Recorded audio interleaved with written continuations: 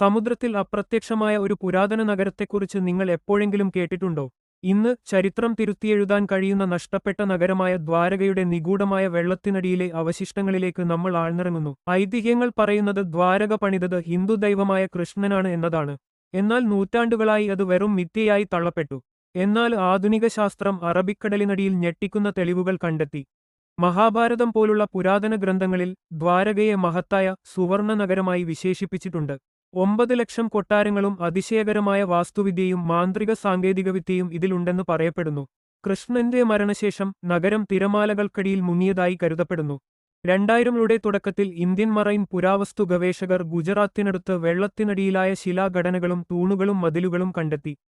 ചില പുരാവസ്തുക്കൾ നമുക്കറിയാവുന്ന പല പുരാതന നഗരങ്ങളെക്കാളും 9000 വർഷത്തിലേറെ പഴക്കമുള്ളതായി കാണിച്ചു.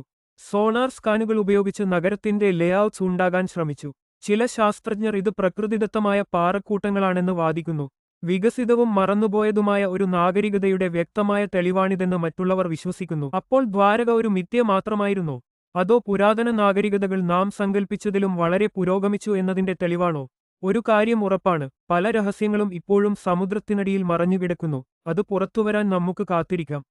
ദ്വാരക യഥാർത്ഥമാണെന്ന് നിങ്ങൾ കരുതുന്നുണ്ടോ? കമന്റ് ചെയ്യുക.